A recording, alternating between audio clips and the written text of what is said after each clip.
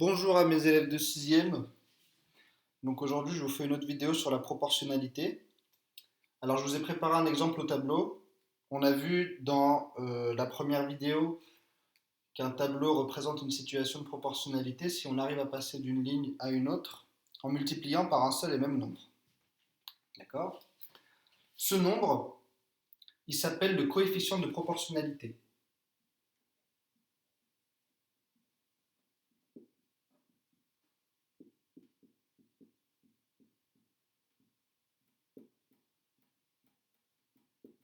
Alors vous ferez attention, proportionnalité, ça prend deux N. Donc ici, dans notre problème, on étudie la masse donc du fer en fonction du volume.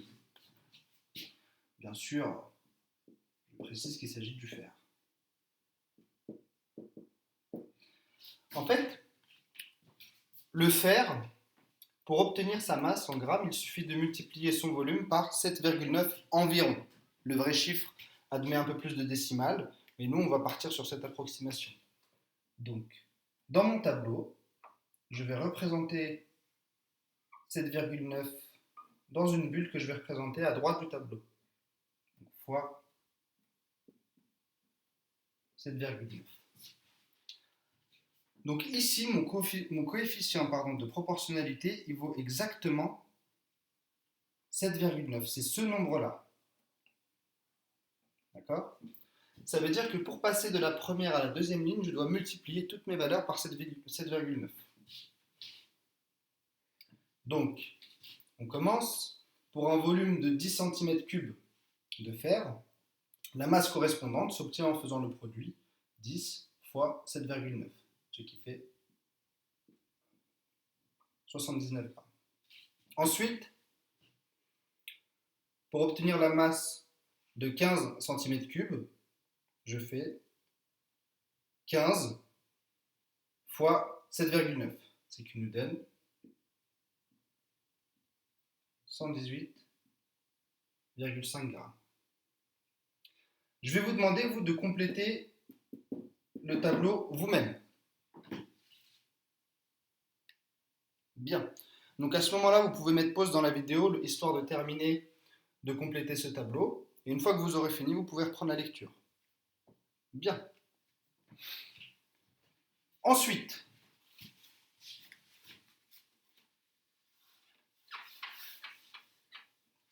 deuxième exercice. Admettons cette fois-ci qu'il me manque certaines valeurs.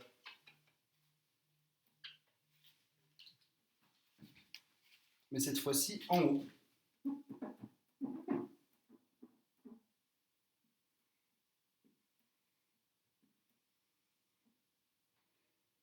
Donc, je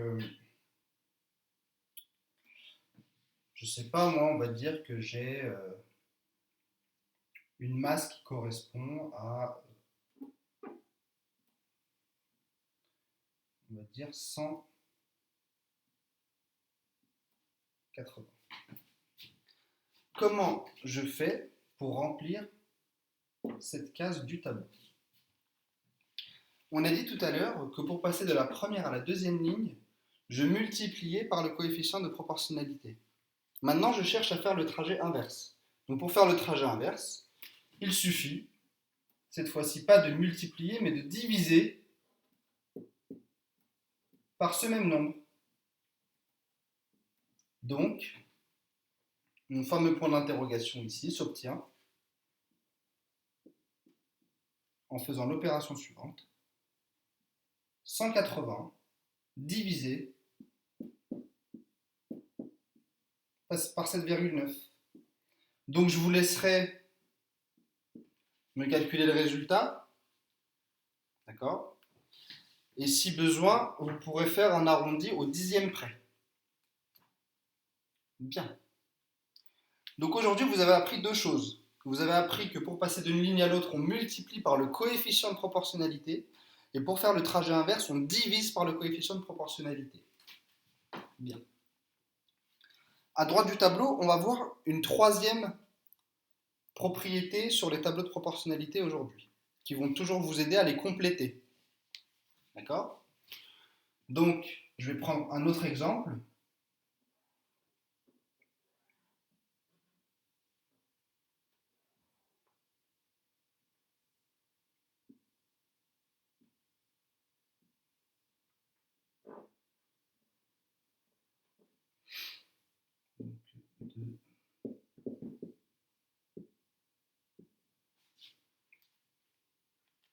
Et en dessous, on va mettre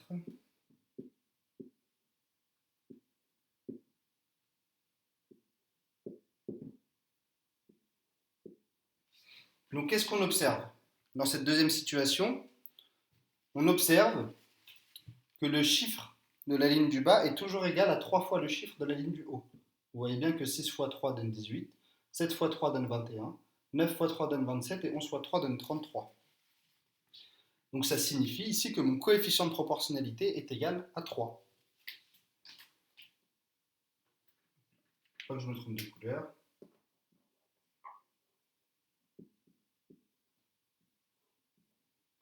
Donc vous aurez deviné que pour faire le trajet inverse, je divise par 3. En effet, 33 divisé par 3 me donne 11, 27 divisé par 3 me donne 9, etc. Alors ce qu'on va voir là tout de suite, c'est que lorsqu'on observe deux colonnes du tableau, par exemple celle-ci et celle-ci, si j'additionne les deux termes du haut, qu'est-ce qui se passe? 2 plus 7, ça va me donner 9. 6 plus 21 vont me donner 27. D'accord? Donc cela signifie que dans un tableau de proportionnalité, lorsque j'observe les colonnes en considérant le nombre du dessus et le nombre du dessous, à chaque fois pour chacune de mes colonnes, si j'additionne systématiquement le nombre du dessus avec le nombre de la même ligne pour l'autre colonne, et pareil avec le nombre du dessous, je vais obtenir une situation qui restera proportionnelle. Par exemple, ici, si je recopie seulement les deux premières colonnes du tableau,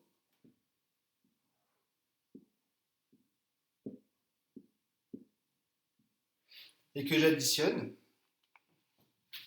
2 plus 6 me donne 8,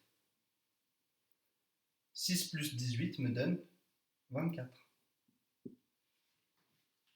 Alors, certes, 8 et 24 constituent une colonne qui n'est pas présente dans ce tableau, mais si on avait prolongé le tableau en rajoutant ces deux nombres-là, qu'est-ce qu'on observe? Que pour passer de 8 à 24, je multiplie aussi par 3.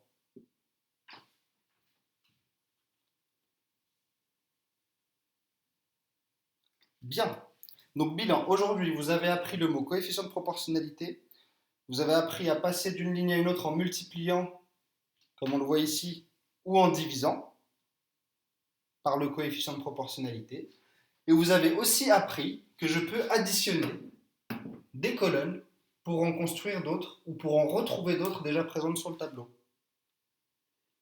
Alors ce que je vous invite à faire, c'est de poursuivre les exercices du Transmat, d'accord? Et à la prochaine vidéo, cette fois-ci, c'est moi qui vais fournir un problème pour savoir si vous avez bien travaillé. Donc bon courage et bonne révision.